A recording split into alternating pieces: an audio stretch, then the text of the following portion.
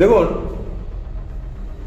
যারা বলছে তাদের সকলকে আমি চিনি, কারণ তারা পার্লামেন্টে আমার সহযোগী। আমার এখানটা একটা প্রশ্ন আছে, মমতা ব্যানার্জির অনুমোদন ছাড়া এই সমস্ত নেতারা তার ভাইপোর বিরুদ্ধে সমালোচনা করছেন কি? পশ্চিমবঙ্গে তৃণমূল পার্টির এমপি হব, তৃণমূল পার্টির নেতা হব, আর সরকারের বিরুদ্ধে বলবো, দিদির ভাইপোর বিরুদ্ধে বলবো, এই ক্ষমতা কোনো তৃণমূল নেতার আছে কি? তাহলে কি এটা আমরা বলতে পারি না যে আজকে ভাইপোর বিরুদ্ধে যে কথাগুলো বলা হচ্ছে সেগুলোর পিছনে মমতা ব্যানার্জির প্রচ্ছন্ন মদত আছে? সেখান থেকে প্রশ্ন, এই যে মডেলের কথা বলা হচ্ছে, যে মডেল নিয়ে আলোচনা, ডায়মন্ড হারবার মডেল নাকি একটা মডেল, সেই মডেল ঠিক না বেঠিক, সেই মডেল পশ্চিমবঙ্গের মুখ্যমন্ত্রী সার্টিফাই করছেন কি করছেন? সেই মডেল পশ্চিমবঙ্গের মুখ্যমন্ত্রীর পছন্দের না পছন্দের না? সেই মডেল বাংলার অন্য জেলায় বাস্তবায়িত হওয়া উচিত কি উচিত না? তার রিপ্লিকেশন হওয়া করা উচিত কিনা? বাংলার মুখ্যমন্ত্রী চুপ কেন? It's a defending silence. কেন বাংলার মুখ্যমন্ত্রী চুপ কেন? তার দলের এমপি, তার দলের জেনারেল সেক্রেটারির বিরুদ্ধে সমালোচনা করছে, শৃঙ্খলা মানছেন না, সেখানে বাংলার মুখ্যমন্ত্রী অদ্ভুতভাবে নিশ্চুপ। এই নিশ্চুপতার মধ্যে দিয়ে বাংলার মুখ্যমন্ত্রী এটা স্পষ্ট প্রমাণ করে দিচ্ছেন যে ভাইপোর সঙ্গে তার বিরোধ শুরু হয়েছে। আমি তো দায়িত্ব নিয়ে বলতে পারি। দেখুন, কল্যাণ বন্দ্যোপাধ্যায় বিভীষণ কি রাবণ সেটা আমার সাবজেক্ট নয়, তবে কল্যাণ বন্দ্যোপাধ্যায় তৃণমূল দলের একজন বড় আইনজ্ঞ, আমি জানি। পার্লামেন্টে তৃণমূল দলের হয়ে অনেক বড় ভূমিকা পালন করে, আমরা দেখি। কল্যাণ বন্দ্যোপাধ্যায় একটা আউটস্পোকেন পার্সোনালিটি, খাররা কথা বলে, দেখি। প্রশ্ন হচ্ছে যে কল্যাণ বন্দ্যোপাধ্যায় যে সমালোচনা করছেন, মুখ্যমন্ত্রীর প্রচ্ছন্ন মদত ছাড়া, মুখ্যমন্ত্রীর প্রচ্ছন্ন অনুমোদন ছাড়া এ মন্তব্য তিনি করতে পারেন না। তৃণমূল দলের মধ্যে আজ যে বিভেদ, যে দূরত্ব, যে অন্তর্কলহের ফল্গু ধারা, তৃণমূল দলের মধ্যে অন্তর্কলহের যে ফল্গু ধারা বইছে, আজকে নেতাদের একে অপরকে দোষারোপ করার মধ্য দিয়ে তা স্পষ্ট। এই অন্তর্কলের ফল্গু ধারা আস্তে আস্তে আরো বিস্ফোটিত হবে, আপনারা আরো জানবেন, আরো দেখবেন। গোটা তৃণমূল দলটা শুধু দাঁড়িয়ে আছে, আমি আপনাকে দায়িত্ব নিয়ে বলছি, গোটা তৃণমূল দলটা দাঁড়িয়ে আছে প্রশাসনের মদত আর তৃণমূল দলের দুর্নীতি, সেই সঙ্গে মমতা ব্যানার্জির প্রতি এখনো বাংলার একটা বড় অংশের মানুষের দুর্বলতা। মমতা ব্যানার্জির কিছু দিলে বাংলার মানুষ মনে করেছে হ্যাঁ অনেক কিছু দিয়েছে। মমতা ব্যানার্জি এখনো পর্যন্ত বাংলার মানুষকে বিভ্রান্ত করতে পারছে। মমতা ব্যানার্জি নিজেকে এখনো জনপ্রিয় করে রাখবার প্রচেষ্টা করছেন, তাতে তার সফলতা এর আগে এসেছে। নিশ্চয়ই সেই সফলতার স্কেল আস্তে আস্তে কমছে। সেই সরকারের বিরুদ্ধে সমালোচনার সুর সারা বাংলা জুড়ে শোনা যাচ্ছে। পশ্চিমবঙ্গের তৃণমূল সরকার এবং মমতা ব্যানার্জির বিরুদ্ধে সমালোচনার সুর প্রকট হচ্ছে, এবং কাদের দলে যিনি স্ট্র্যাটেজিস্ট পিকে, তিনি কার পক্ষে এটা অনুসন্ধান করা উচিত। পিকের সঙ্গে দিদির পোষায় না, পিকের সঙ্গে ভাইপোর পোষায়। এই যে ডায়মন্ড হারবার মডেল, এটা কি পিকের মডেল? নতুন কোন ব্যক্তিত্বকে তিনি কি খাড়া করতে চাইছেন? প্রশ্ন এখানেও। তাই স্বাভাবিকভাবে এই অন্তর্কলের ফল্গু ধারা আস্তে আস্তে আস্তে আস্তে সারা বাংলার মানুষের কাছে স্পষ্ট হবে। বাংলার মুখ্যমন্ত্রী চুপ কেন, প্রশ্ন আমার এখানটাই। এত বড় মডেলের বিরোধিতা, মডেলের সমর্থন, কিন্তু বাংলার মুখ্যমন্ত্রী চুপ কেন? যিনি সবসময় কথা বলতে ভালোবাসেন তিনি আজকে চুপ কেন? আমার এটা বড় প্রশ্ন। এই ডিফেন্ডিং সাইলেন্ট আমাকে অনেক কৌতূহলী করে তুলছে।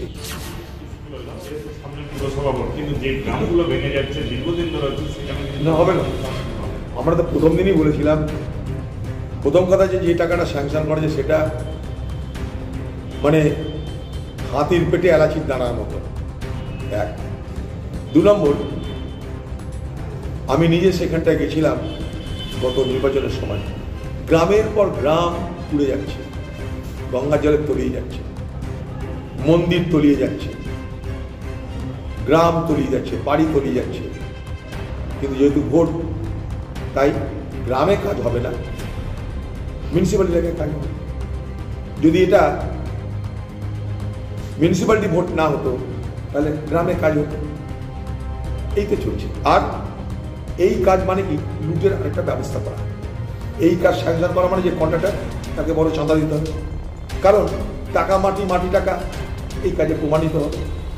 ওখানে যে পাথর ফেলা হবে, পাথরের যে স্তূপ তৈরি করা হবে, স্ট্যাক যাকে বলে, সেই স্ট্যাক তৈরি করা হয় কী করে জানেন? বলে দেওয়া হয়, কন্ট্রাক্টর বলে দেয় এমন স্ট্যাক করো যেন গরু এপার ওপার হবে। তো তার উপরে দাম ঠিক হয় স্ট্যাকের। গরু যাবে না ছাগল যাবে না কাঠবিড়ালি যাবে, তার উপরে সেখানটাই স্ট্যাকের খরচ তৈরি হয়। এবার সেটাকে মাপ করবে অফিসার, মাপ করে বলবে না সব ঠিক আছে। কিন্তু কন্ট্রাক্টর আর লেবার জানে আমি যে স্ট্যাক বানিয়েছি পাথরের, সেখান দিয়ে গরু এদিক চলে যাবে। তার উপর ঠিক হয় স্ট্যাকের দাম কত, সাজানোর খরচ কত। এই লুট চলছে। টাকা মাটি টাকা রামকৃষ্ণ বলে গেছে, পশ্চিমবঙ্গের শেষ দপ্তর সেটা পালন করছে। দিদির সরকার বলে কথা। 100 বার আমরা তো প্রথম দিন থেকে বলেছিলাম পশ্চিমবঙ্গের স্বাস্থ্য পরিকাঠামো কি থোড়াই আছে যে গঙ্গাসাগরের লক্ষ লক্ষ মানুষের প্রতিদিনের টেস্ট করবে? আমি তো আবার বলছি, আরে এই সমস্ত আরটিপিসিআর সার্টিফিকেট কলকাতায় 1000 টাকায় পাওয়া যায়। যদি পশ্চিমবঙ্গ সরকার লাগে আমি তাদের অ্যাড্রেস বলে দিতে পারি। অর্থাৎ এইসব ঢপের কীর্তন করে লাভ নাই। পশ্চিমবঙ্গের এই দুরবস্থা থেকে হাইকোর্টকে বলতে হচ্ছে, তাকে লোক পাঠাতে হচ্ছে। কেন? পশ্চিমবঙ্গ সরকার সব জানে, কিন্তু গঙ্গাসাগর মেলাকে সফল করার মধ্য দিয়ে বার্তা দিতে চাইছে বাংলার মুখ্যমন্ত্রী মমতা ব্যানার্জি, আমি দেখো সব পারি, আমি সব পারি। মোদি যেমন হিন্দু, আমি তার থেকে কম হিন্দু নই। তোমরা মোদিকে শুধু একা হিন্দু মনে করো না, আমি মমতা ব্যানার্জি আমিও হিন্দু, আমিও গঙ্গাসাগর পাড়াই। এই তো বার্তা দিতে চাই, আর তো কিছু না। এই বার্তা দিতে গিয়ে মানুষের জীবন নিয়ে ছেলে খেলা হলে কোনো অসুবিধা নাই, বার্তা চলে গেল। জীবনের কোনো মূল্য আছে এই সরকারের কাছে? আজকে তাই হাইকোর্টকে পাঠাতে হচ্ছে সমীক্ষা করার জন্য। সমীক্ষা কি দেখছে তারা? সমীক্ষায় দেখছে গোটা গঙ্গাসাগর মেলায় নিয়ম কানুনের তোয়াক্কা না করে কোভিডের সমস্ত রকম বিধি অগ্রাহ্য করে মেলা চলছে। অনেকদিন ধরে রেলের কোনো দুর্ঘটনা হয়নি এবং সামনেই যেহেতু ভোট, এই ধরনের ঘটনা ঘটতে পারে, তাই সিবিআই ইনভেস্টিগেশন। দেখুন, রেলের তদন্ত কি হবে রেল ঠিক করবে। সিবিআই কারণ যাক এনআইএ সবাইকে দিয়ে তদন্ত করাতে পারে, তদন্তটা নিরপেক্ষ হোক, আমরাও চাই। রেলের দুর্ঘটনা সবসময় হচ্ছে। এই রেলের দুর্ঘটনা 2019-এ হয়েছে, দেখিয়ে দিতে পারি রেকর্ড। এটা না বলে বিজেপি সাংসদের বলা উচিত যে রেল খাতে, রেলের সুরক্ষা খাতে সরকারের বরাদ্দ কমে যাচ্ছে কেন। মূল জায়গাটা এটা, রেলের সুরক্ষা খাতে সরকারের বরাদ্দ কমছে। আজকে কাকোদগার কমিটির যে সুপারিশ, সেই সুপারিশ 2012 সালে দিয়েছে কাকোদগার কমিটি। সেই কাকোদগার কমিটির সুপারিশকে মানা হচ্ছে না কেন? রেলের সেফটি অথরিটি তৈরি হয় না কেন? অনেক প্রশ্ন আছে। একটা রেল চালাতে গেলে প্রথম দরকার আমার মানুষের নিরাপত্তা সুনিশ্চিত করা। এই সরকার বুলেট ট্রেন চালাতে ব্যস্ত, এই সরকার প্যাসেঞ্জার ট্রেনের নিরাপত্তা দিতে ব্যস্ত নয়। এই সরকার ডেডিকেটেড ফ্রেট করিডর করতে ব্যস্ত, আরও 3টে ফ্রেট করিডরের ঘোষণা করেছে। কিন্তু আমাদের হাতে যা আছে 66 হাজার রুট কিলোমিটার, যেখানে প্রতিদিন 2.5 কোটি মানুষ যাতায়াত করছে, সেখানে যে নিরাপত্তা, সেখানে সুরক্ষা, সেখানে ট্রেনগুলোর আরও স্বাচ্ছন্দ্য এবং সুরক্ষার ব্যবস্থা করা, সেখানকার কোচগুলোকে আরও শক্তপোক্ত দেওয়া, তার জন্য সরকার টাকা খরচ করছে না। ফলে সরকারের উচিত ব্যাক টু বেসিক্স, মূল প্রয়োজনে ফিরে আসা। একটা বুলেট ট্রেন চালানোর জন্য সরকারের মাথা ব্যথা আজকের দিনে মানায় না, কারণ আজকের দিনে আমরা রেলের সাধারণ নিরাপত্তা, রেলের সাধারণ সুরক্ষা দিতে পারছি না, সেখানে বুলেট ট্রেন চালানোর গল্প সরকারের মানায়। প্রথম কথা হচ্ছে রেল দুর্ঘটনা আমাদের জন্য অত্যন্ত দুঃখজনক। আজকে ভারতবর্ষের সরকারকে আমি নিজে পার্লামেন্টে বলেছি যে ভারতবর্ষের সরকার ডেডিকেটেড ফ্রেট করিডোর করার জন্য ব্যস্ত, তারা হাই স্পিড রেল করিডোর করার জন্য ব্যস্ত, বোম্বে আহমেদাবাদ বুলেট ট্রেন চালানোর জন্য ব্যস্ত, যেখানে 1 কিলোমিটার বুলেট ট্রেন করতে গেলে কয়েকশো কোটি টাকা খরচ হবে, সেইগুলো সম্পূর্ণ করতে তারা ব্যস্ত। অথচ ভারতবর্ষে প্রতিদিন 2.5 কোটি মানুষ ভারতবর্ষে প্রতিদিন ট্রেনে যাত্রা করে। ভারতবর্ষে যত মানুষ প্রতিদিন ট্রেনে যাত্রা করে, যদি 1 বছর তাদের সংখ্যাটা আমরা যোগ করি, তাহলে সারা পৃথিবীর যত জনসংখ্যা, তার থেকে বেশি জনসংখ্যা ভারতবর্ষের ট্রেনে যাতায়াত করে প্রতি বছর।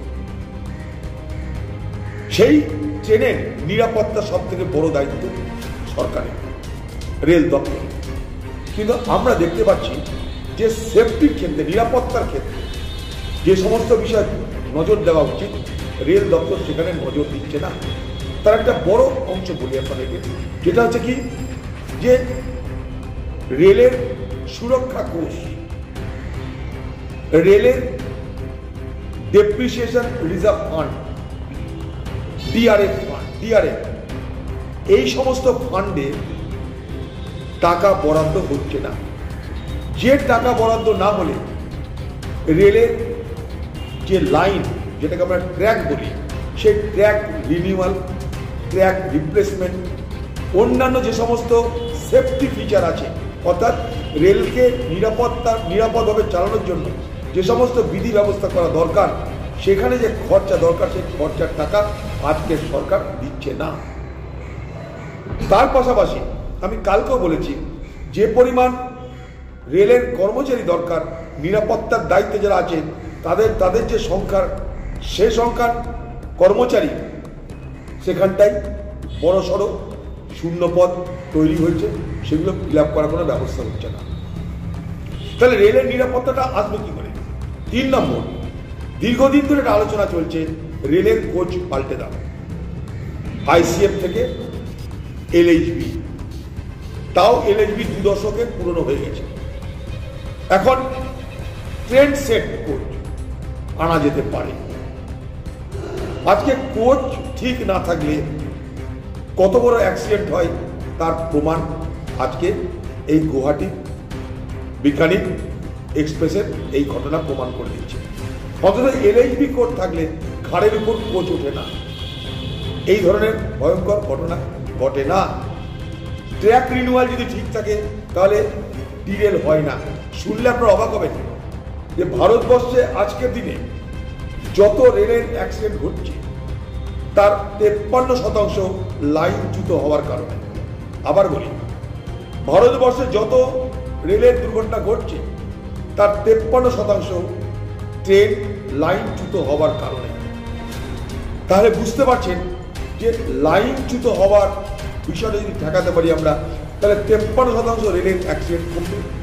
আর সেইটা করতে গেলে আমার প্রয়োজন কি? ট্র্যাক রিনিউয়াল, ট্র্যাক রিপ্লেসমেন্ট, অর্থাৎ পুরনো রেলের পট্টি সরিয়ে দাও, নতুন রেল লাগাও।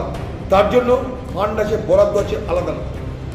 রাষ্ট্রের হাতে আছে সুরক্ষা কোষ, তার জন্য মানুষ সেখানে পয়সা দেয়, সেচ দেয়। তার জন্য আছে ডিআরএফ, ডেপ্রিসিয়েশন রিজার্ভ ফান্ড, সেখানে সরকার টাকা দেয় না। কারণ সরকারের লক্ষ্য হচ্ছে রেল চালিয়ে লাভ নেয়, রেলকে বেঁচে দাও। আজকে রেলের যে পারফরমেন্স, একটা রেলের দক্ষতা যোগ্যতা দেখা হয় অপারেশন রেশিও দেখে। সেই অপারেশন রেশিও কোথায় পৌঁছেছে? ভারতবর্ষের রেলকে আজকে সব কিছু হিসাব করলে দেখা যাবে 131 টাকা খরচা করতে হয় 100 টাকা রোজগারের জন্য। ফলে সরকারের রেল চালিয়ে লাভ নেই বলে তারা রেলকে বিক্রি করে দিতে চাইছে। আর রেলকে যত বিক্রি করে দিতে চাইছে, রেলকে যত বেসরকারি হাতে তুলে দিতে চাইছে, তত বেশি বেশি করে রেলের সুরক্ষার রক্ষণাবেক্ষণ বা অন্যান্য যে সমস্ত বিষয় যাত্রীদের নিরাপত্তা এবং সুরক্ষা দেওয়ার জন্য প্রয়োজন, সেখানে সরকার থাকছে উদাসীন, সেখানে সরকার মাথা ঘামাচ্ছে না। ফলে এই ধরনের ঘটনা ঘটছে, এই ধরনের অ্যাক্সিডেন্ট। অবশ্যই প্রমাণ হয়ে গেল যে শাসক দল বলে কিছু নেই, এটা অথর্ব পঙ্গু একটা সরকার চলছে। কারণ বাংলার যারা সরকার চালাচ্ছে, পশ্চিমবঙ্গের মুখ্যমন্ত্রী সে যখন স্বাস্থ্যমন্ত্রী, তার কাছে সব তথ্য আছে। আর হাজারে হাজারে মানুষ আজকে আক্রান্ত হচ্ছে, মানুষের মৃত্যু হচ্ছে, তথ্য ধামাচাপা করছে, তথ্য গোপন করা হচ্ছে। টিভি খুললেই আলোচনা চলছে করোনা, অমিক্রন, কোভিড নিয়ে। স্বাভাবিকভাবেই যেখানে রাজ্য সরকার সব কিছু জানে, সেখানে হাইকোর্টকে কেন বলতে হচ্ছে? এটা আমি মনে করি রাজ্য সরকারের অপদার্থতা, অকর্মণ্যতা এবং রাজ্য সরকারের পঙ্গুত্ব প্রমাণ করে। এই নির্বাচন করোনা সংক্রমণের মাঝে করা উচিত কিনা, এই নিয়ে বেশ কয়েকদিন ধরে সারা বাংলা জুড়ে আলোচনা। পশ্চিমবঙ্গ সরকার কখনো কমিশনের ঘাড়ে দোষ চাপাচ্ছে, কমিশন কখনো সরকারের ঘাড়ে দোষ চাপিয়ে যে যার মতন হাত গুটিয়ে থাকতে চাইছে। যেন একটা পাসিং দ্য বাক গেম চলছে। এই বলছে আমার নয়, ও বলছে আমার নয়, তাহলে কার দায়িত্বটা? কার? আজকে সুপ্রিম কোর্টকে, এই হাইকোর্টকে সেখানে হস্তক্ষেপ করে নির্বাচন কমিশনকে বলতে হচ্ছে ভাবুন এটা 4 থেকে 6 সপ্তাহ পেছানো যায় কিনা। আমি মনে করি যখন সারা বাংলার মানুষ এটা নিয়ে চিন্তিত, তারা যখন হাইকোর্টের দ্বারস্থ হয়েছে, পশ্চিমবঙ্গ সরকারের হাতে কি তথ্য নেই? এখানকার সংক্রমণের হার কি তাদের জানা নেই? তাদের কি জানা নেই যে পশ্চিমবঙ্গ ভারতবর্ষে সংক্রমণের তালিকায় শীর্ষে পৌঁছে গেছে?